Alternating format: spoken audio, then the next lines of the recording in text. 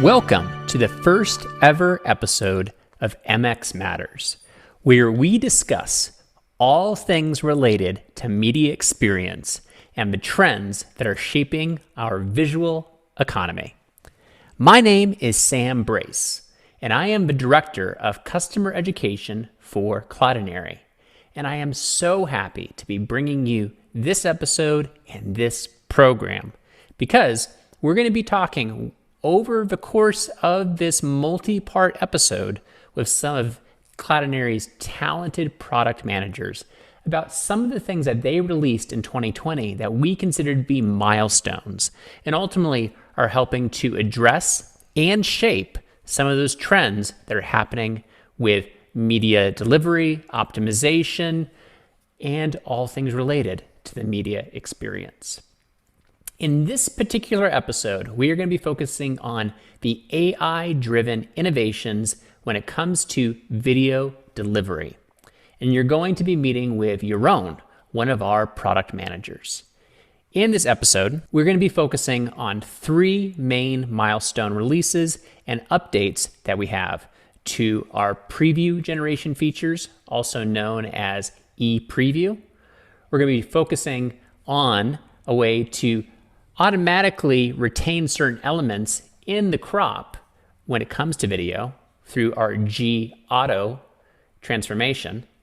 And then lastly, we'll be focusing on a new way for you to create video content, repurposing existing images or videos that you have within your Cloudinary library and turn those into video slideshows. So take the time to watch the conversation where Yaron and I demonstrate these three features, and then come on back at the end for a few notes from me. But in the meantime, enjoy our conversation. Yaron, welcome to the program. Hi, Sam. Thanks for having me.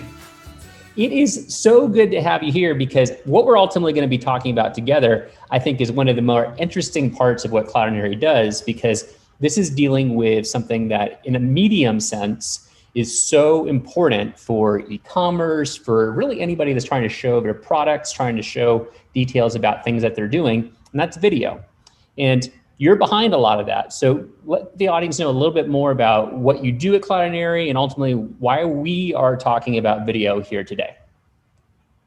So first of all, I'm Yaron. I'm a director of product here in Cloudinary for the last 2 years, and I'm dealing with everything video, as you mentioned. When we think about video, especially in this year, when video consumption is booming and everyone sees the value of this super important media type, we always try to think how to innovate, how to simplify our users' life, reduce efforts, because video is hard, editing video, creating video. And this is what we try to do here in Cloudinary, come up with tools that automate and simplify everything around video.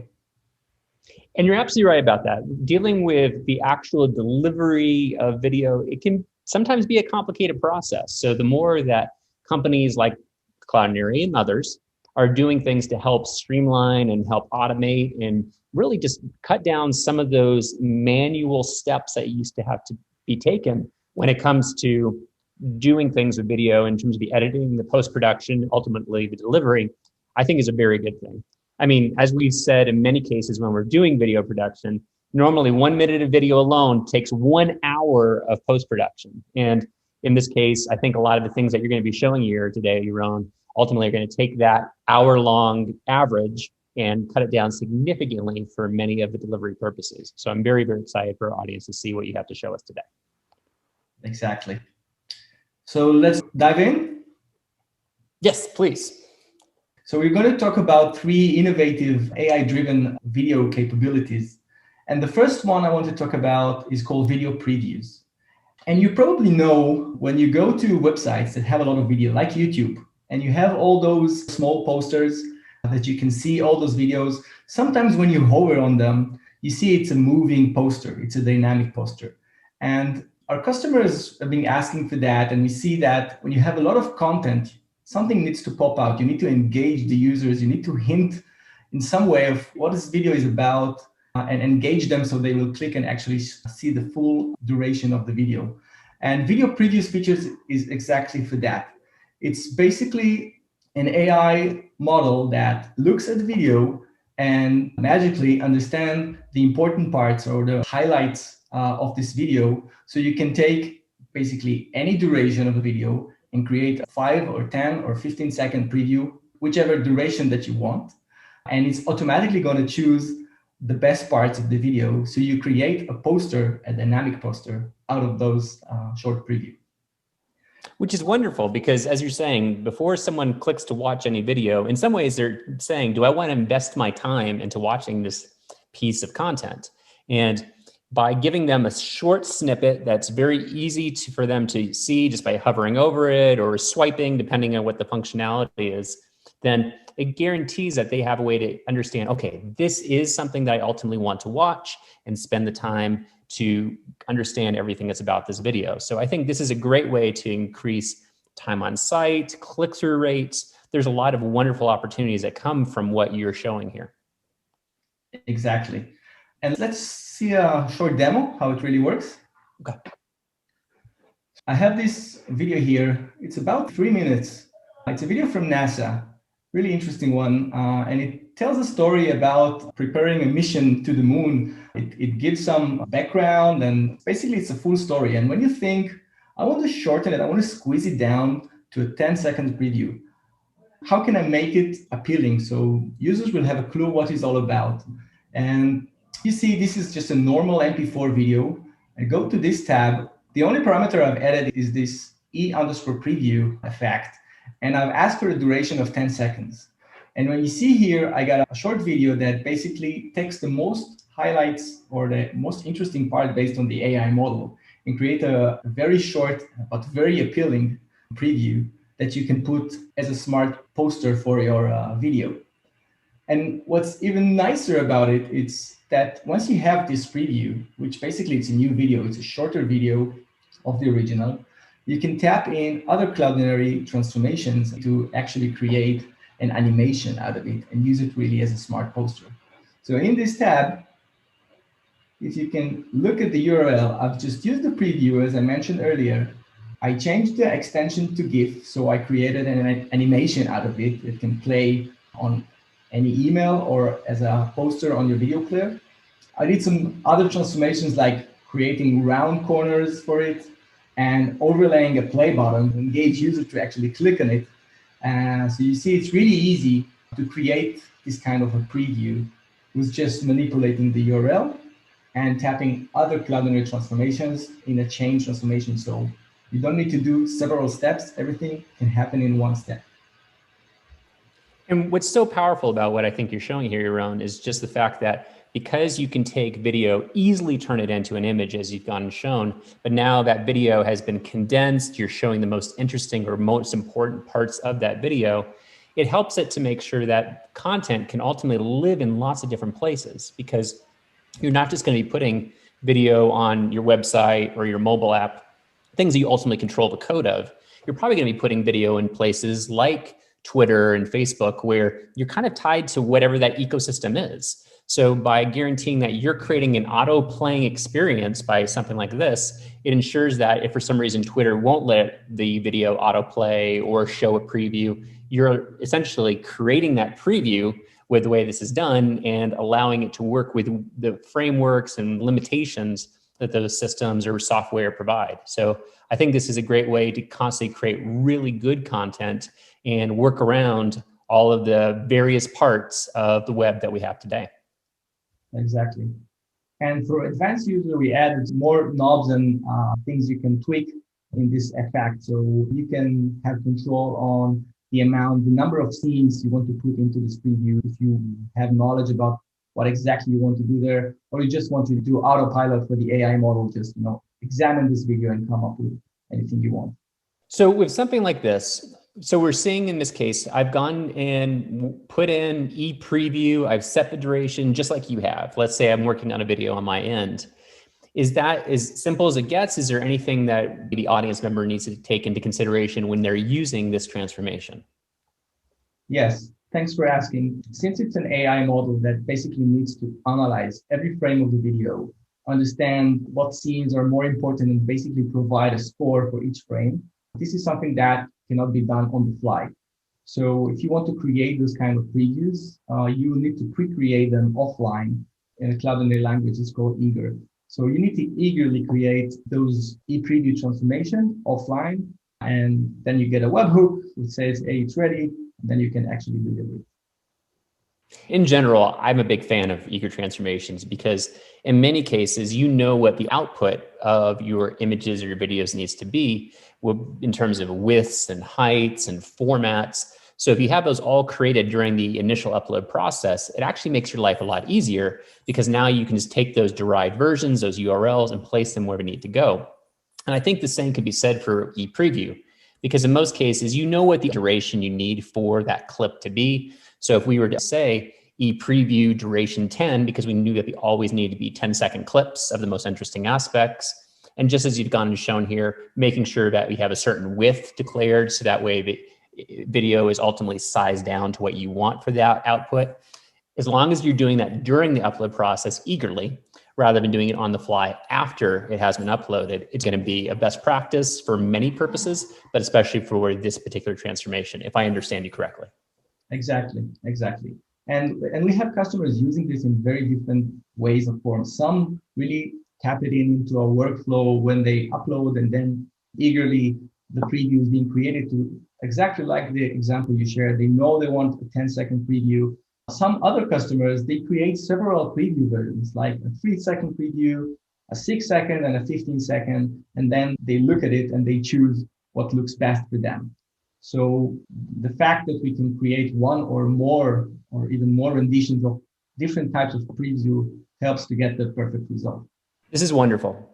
And I think one thing that also I love about this transformation, as well as all the other ones you're going to show here, is that this is something that you don't need to be necessarily the biggest paying customer of Cloudinary to use. These are transformations that you can even try on our free plans. Yeah, exactly. So this is great because basically you could pause this video right now and be like, I want to see what Yaron's talking about. You could go pull this up on any video in your system, go and upload something that you have locally from any place you want and try it out and see what ultimately Cloudinary creates for this preview. You might be surprised in a very pleasant way to see that now you can create very interesting repurposed versions of that video for all of those previews that you need to create to get people to pop through and watch your content. Sure. Now, Yaron, this next set of transformations that we're going to be walking through, this is actually something that I think is going to be really appealing, because when you're delivering video, in many cases, you're going to be delivering video kind of based on how it was shot, whether it was shot in a landscape format where ultimately the phone was turned in a way where its width is longer than its height, or you're going to have some people that are shooting it portrait style, where, of course, it's going to be more up and down. We have a height that is longer than the width. And because people are shooting videos in lots of different ways, and of course, increasingly so with mobile devices, it's hard to predict how you should be handling this output. But I think what you're going to be showing here, a lot of that is taken care of, because now if you have landscape or portrait, it handles all of those various needs with this one transformation. Exactly. So the next feature we're going to talk about is auto-gravity or content-aware cropping. And the need behind this capability is exactly like you mentioned. Most of the video content out there was shot in a landscape format, 16:9, and was aimed to first shown on a TV or on a laptop screen. But in fact, most of the video content out there is being consumed through mobile devices. So you want to watch it, on the portrait mode. You don't want to rotate your device anytime. Unless you're watching, if you're watching Netflix, it's okay to rotate. But if it's a very short video, like an ad or a 10, 15-second video, it doesn't make sense, to turn your phone every time you want to watch it. And this is why we came with auto-gravity cropping. And basically what it does, it crops a video so it would fit a mobile device screen. This is the main use case we see for it. And it's doing it in a smart way. So we're not just cropping the middle, which many vendors do, and sometimes the important objects go out of the frame. Using AI, we analyze the video and we identify the dominant objects on the video and basically create some kind of a heat map that tells us exactly in every frame of the video where are the dominant objects located. And this results in an intelligent crop that actually tracks the most important objects in the video along the timeline, making sure that even when you crop some stuff of the video out, you don't lose the whole story and you basically deliver the message that you wanted to deliver. So with that, I'm going to jump to a demo because it's video. It's just very easy to see it when you look at it. And for that, actually, we have a public demo page. So if you go to demo.cloudinary.com, you'll see a lot of demos. And one of the demos there called content-aware video cropping. You can play with the samples here or really upload your video. Let's see how it's going to look like. Let's click on this dog video. So you see 3 mobile phones here. And the very left one is the original clip. If you try to watch the landscape video on a mobile device, you know how it looks. It looks like this. So you see the whole video, but you have those very large black bars on the top and the bottom, which results that the video is very small on your device. You can't see all the details. Think that you want to buy a dress or trousers or any clothes that you want to look at the texture, at the details. It's kind of hard when the video is very small and centered. So basically you want to go to this kind of experience, like in the center, in the right side, and basically leveraging the whole viewport of the mobile device. What's the difference between those two? It's the middle one. We just use a static crop. It means that we just took this part, the middle part of the video, and we cropped it. On the right, we did intelligently using AI. So let's click play and see the difference. You can see that in the middle one, you don't see the dog along all the video. Just when it crosses the center, this is the area when we cropped, and then it passes going out of the frame on the left side. And if you look at the right example, you see that we know that the dog is the important object of the video, and we track it along the way and making sure that virtual camera move is smooth so it won't be shaky. So this is one example. We have other examples like this bird, which is sitting on the left side of the video. If you just crop the center, you lose the whole story here. So again, using AI, basically going frame after frame, identifying the dominant objects, creating this heat map, and then doing the crop while tracking the object to make sure the output is optimal. And of course, you can go here, upload your video, look how it works, experience it yourself. Another thing I wanted to show about this feature is some new additions to it. So let's take an example of this video. In this video, it's again the landscape video. We're trying to crop it to a mobile device, to a portrait mode.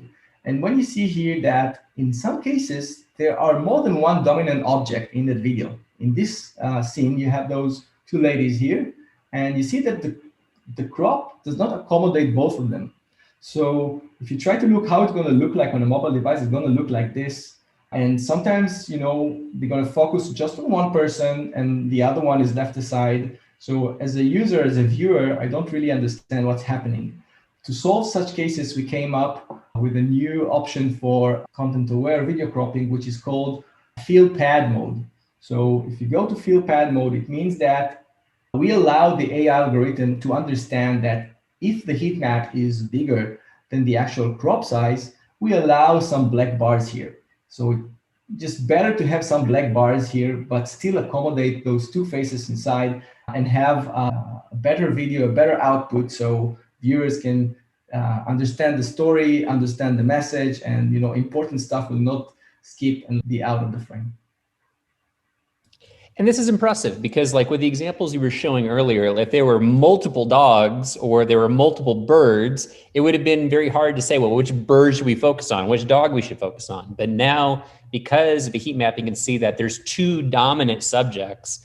We can see here where the girl's eating the ice cream at the mall. Then this is a case where it ensures that both make its way into the frame. Just like you were showing with the slides earlier as well, where these 3 ladies were drinking champagne. One of them accidentally would have been cut out in the previous one with C-fill, but now with C-fill pad. So emphasizing the crop styles that you'd be attributing with G-Auto. This guarantees that everybody is treated with the same level of dominance, making sure that they all make their way into frame without adding honestly a different experience of the video for the portrait or landscape style. So I think this is wonderful because now you can ensure that videos that have lots of people that are ultimately talking amongst each other, maybe much like this one, you can ensure that me and Yaron make our ways into the frame when we're talking at the same time. Yeah. And we see more and more users using those capabilities. And mainly because the alternative is just, when you create a video, you create a lot of permutations of it. You need to create a landscape version and a portrait version and a square version. And this capability helps you reuse a lot of existing videos. You don't need to create all those versions up front. You just, you have your original video, crop intelligently out of it, all those square, portrait, and virtually any aspect ratio that you want. And I think that's one of the wonderful things about Cloudinary in general, is just the fact that there's so many times where I've worked with content management systems and we've had to have basically 12 or 14 different versions of the exact same file, just different crops. And it's meant for like, this is my Twitter version, this is my Facebook version, this is my website version, this is the Facebook version for the header, for the post. Like it gets honestly unwieldy because now you're creating all this bloat. But the way that Cloudinary is doing this, we could say, ultimately, we take this one video and we can apply all of these various styles. You're still kind of working against that single point of truth video. So I think this is wonderful because it also creates a much more manageable experience, and also knowing that you're taking care of this in a way where if someone's watching your video one way or the other, it's all kind of coming from the same spot. Exactly. So what else do you have for us? I mean, I'm blown away already because we've got previews, we've got ways to handle the gravity and make sure everything's cropped perfectly, but there's more from what I understand. Yeah, so one more thing I wanted to talk about today, which is video slideshow creation. And while previews and the auto gravity cropping, we're mostly dealing about, you have an existing video content that comes as an input to Cloudinary, and you want to manipulate, you want to create a preview out of it or create a mobile version out of it. Here, I'm going to talk about creating videos. And creating videos is hard. Because video is so popular, we need to create more and more video materials. And creating video materials is not easy. It takes time. You have to shoot and you have to edit and you have to spend time of creating all those stuff. And we've been listening to our customers, and many of our customers have a lot of imagery and have a lot of maybe other videos, but they want to create new videos on scale. And they're looking for different programmatic ways of creating videos and generating videos from other ingredients. Like in this example on the slide, let's say I'm an e-commerce site and I have images for all of my product. I have a lot of images and I'm showing that in a product gallery, but I would like to have a video for every product, but I don't have the budget or the time or the means to do that. And I want to basically create a slideshow from my existing images. So this is exactly what video slideshow creation comes to solve. It provides developers with an API or programmatic way to basically say, hey, it takes a bunch of images and create a video out of it. And you can choose transitions to go in between the images. You can control the resolution, the duration, and of course, you can tap it into other Cloudinary transformations like adding overlays and a lot of stuff you can do with it. So looking at something like this, and one of the things that blew me away, Yaron, about this particular piece is that as somebody that has built a lot of videos in my lifetime, the one thing that stood out to me was just the fact that because this is programmatic, if I ever need to change the sort order to basically say like, oh, I need this video to go before this image, or I need to change this transition in some ways. If I was doing this with, let's say, like more manual editing software like Premiere or Camtasia, then that would mean I have to go back in and change everything, export a new MP4, deliver that. And because this is programmatic, and as you're saying, this is all things that you control with URL or APIs, this is something where if someone says, I don't really like that transition, can you change it? You can technically do that very, very simply just by changing some of the parameters that happen to be in that URL. So that way durations, the transitions, when images appear before other images or when videos appear before other ones, it makes it that much more easy to fix or easy to change if someone decides to change your mind, especially as things go on, making sure that every stakeholder has their say, making sure that people enjoy it. Even when something's produced, you don't have to ultimately rip it all apart at the end. It's a much more sustainable piece of content. So I think that's going to be wonderful for all of those that are involved with the video production or video delivery side of their businesses. Yeah, exactly. I think the key word here is scale. It deals with cases when you want to create a lot of video content in a programmatic way that fits into a slideshow fashion. When you need to do a lot of videos to create a lot of videos and you have a lot of ingredients in forms of images and maybe short videos, this can be a very helpful tool to create mass of content. This is scaling and doing it in a great way. And also where you can easily take a lot of that existing content and now, once again, repurpose it. So that way, if you already have 6 or 7 great images of that product, and then maybe one video, rather than having to say, okay, let's figure out how we want to display it, you can condense and concatenate all of them together into the slideshow. And creating product videos is just one use cases. We've seen a customer asking for ways to personalize those kind of videos. So think that you're going on an e-com site and you just drop some items in your shopping cart, but then you didn't complete the purchase. As a vendor, I can create from those list of items a personal video for you, Sam, and send you over the email. And animation says, hey, your items are still waiting on the cart with those exact items that you put there. So a lot of possibilities here, not just product videos, personalization. It's a very trendy area, and this is definitely one of the tools you want to use. My mind is officially blown when you said that, because I was like, oh, I can't wait to see the first customer that actually does this, because, and I promise I'll probably buy something from you if you do it. So definitely, please, that's a wonderful way to not just say like, okay, we're creating this new video or this digitally repurposed video, but there's so many other ways that you can combine this and do it dynamically too. So this is great. Yeah. So let me show you a quick demo. So in this case, the use case is creating a food recipe based on images. So let's say I'm a blogger and I have a platform that talks about recipes and food.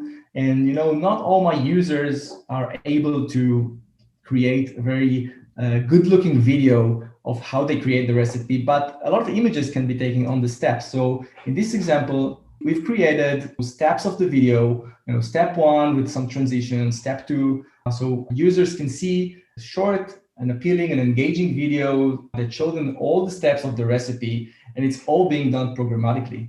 So if we dive a bit into the URL structure here, we create a video 600 by 600 pixel with a duration of 30 seconds. And basically you have the duration for each slide, which is 3 seconds, and the duration for each transition, and which transition you want to look. And from here, all the slides tells us, hey, this is image 1, this is image 2, this is image 3, the order of the images and what kind of transitions you want to use for any of those images. And right here at the end, you tap in Cloudinary auto format and auto quality. So you already have this video optimized for delivery. So you want the best format for the browser and the optimized quality for the content. And here you go, you get a slideshow video. And again, back to your point, like let's say this was emailed to somebody or something along those lines to say, hey, these are things you accidentally left in your cart from an e-commerce example. That's where by making sure you're applying F auto and Q auto and making sure that you're changing the width and height in those cases, now you have that great version that's optimized for email. It's easy to create great optimized versions for the web, for the mobile purposes. So by just adding some of these various parameters, you can guarantee that that one piece where you've said, these are the images I want, this is the order I want them in, these are the transitions I want them in. It also creates that scalability because now, once again, you don't have to create all of those variances. It just does it for you, which is wonderful. Yeah, and this feature is just released in beta. I urge everyone to go ahead and play with it. Give us ideas of what you think next features should be. We have some ideas in mind of how we're going to enhance this capability and add more effects and titles and captions so you can create much more appealing slideshow videos. And that's a really good point that you're making here is that, of course, we're covering the best of 2020. Sometimes things that come out in a year's time aren't necessarily completely GA and ready for the world's consumption. This is where we have this amazing proof of concept. We've probably vetted this against various customers internally, but that's why we're sharing it here is we want to get feedback from you that's watching this. Now, one thing that I am seeing here as a very common thread between all of this. Because now we've seen how to automatically generate preview content. We've seen how to ensure you're getting the best crop possible, regardless of the viewport of the device. We're even seeing, as you showed, ways to generate slideshows with all of the content that you have. Ultimately, I see this as a great use case when it comes to user-generated content. Because when we're talking about user-generated content, that's of course content that users from the outside are putting into your system and saying for you to display it on your websites, your social media, et cetera. And because you really don't know what the quality of that's going to be, or how it was taken, or if they're going to be images or if they're going to be videos, by looking at this, now it allows for you to really control that user-generated content that much more. Because now you can generate previews against any of it. You can ensure, regardless if it was taken portrait or landscape, you display it as it's needed. And then looking at the slideshows, it's where you can say, because these 5 or 7 pictures and videos that were submitted from the outside, we can ultimately structure those however we see. So in my opinion, if you are someone that's using user-generated content for your content strategy, like let's say e-commerce sometimes are doing that through vendors. Dating apps definitely do this in many cases when people are trying to market themselves to other potential partners. But this allows for this all to be ways for you to take that content and deliver it in interesting ways that really is much more controllable than it ever has been. Yeah, that's a great point, Sam. We see user-generated content is getting more tractions from brands. They are embracing it. And exactly as you mentioned, when you deal with user-generated content, you're basically dealing with the unknown. There's a pipe of media coming your way, and you need a lot of ways to understand what it is. So there's also a bunch of other features we didn't discuss today, like moderation and organizing, managing user-generated content. But definitely you need a way to normalize all this media coming your way. And you can normalize it creating previews, you can normalize it to a specific aspect ratio that will fit your application or website design. And you can, of course, create videos out of other images and videos to enhance and enrich the content. Definitely a good use case. And of course, if you're interested in using any of these things that we've shown, Yaron, it seems to me like our documentation, which in my opinion is world-class, that's probably the best place to go.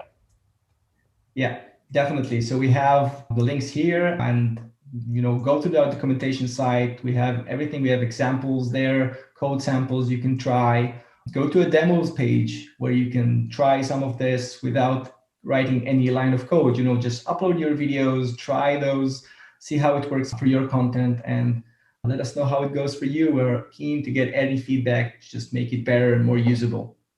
We'll be talking again shortly later in 2021 about all the great things that you and the team on the product side of the house are doing when it comes to video. So thank you for this wonderful preview, no pun intended, of everything that we've covered here today. And I can't wait to see more. Thanks for having me. Thanks for watching, everybody. I am so glad that Yaron was able to share so many great details with us about all the great things that him and his team are working on for video delivery, and also, as you even saw, video creation, thanks to all the capabilities that they're baking into Cloudinary. Now, if you want to start playing with ePreview, gAuto, as well as all those slideshow creation capabilities, by all means, check out the show notes. You're going to see those right there, and you can click on links to get examples, get more in-depth information in our documentation. Everything you possibly need to know, it will be there. Also, if you are watching this on the Cloudinary Academy, we're happy about that. And please, if you enjoyed this, share this. We'd love it to see if you could do that on Twitter, Facebook, LinkedIn, whatever social media networks you enjoy. And if you go and do so, send us a note. Send it over at support@cloudinary.com. By doing so, our support team will increase your plan for Cloudinary by 1 credit, which will allow you to have just a little bit more wiggle room for all of those bandwidth needs, storage, transformations, all of that. It helps. So that's our way of saying thank you for watching this overall episode. Also, if you're watching this somewhere else other than the Cloudinary Academy, feel free to like on that network, as well as to subscribe to that network.